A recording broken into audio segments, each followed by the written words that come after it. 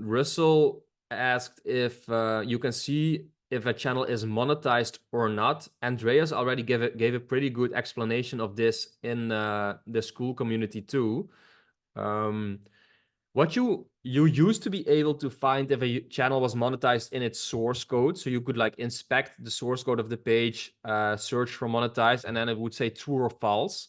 And then if it's true, the channel is monetized. But YouTube deleted that like last month, I think. They are working on new extensions to still see if this works.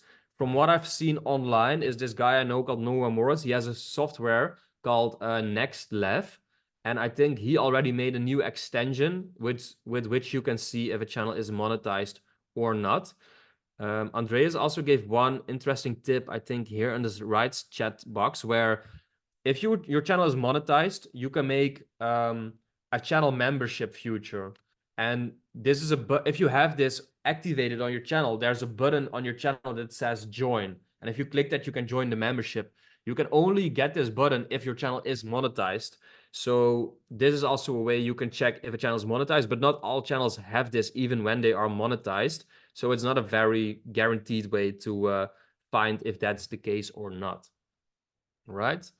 Can I say something? Yeah, go ahead, Lisa.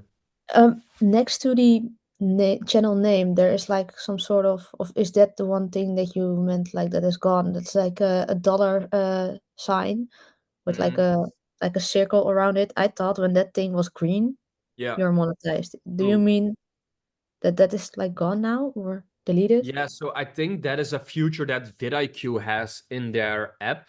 Basically, if you Uh, use the vidIQ extension, indeed, that was like a dollar icon that was gray if you are not monetized and green if you're monetized. But I think those should be gone too. I'm not sure, but maybe you can check it quickly. But I think that's gone too. Yeah.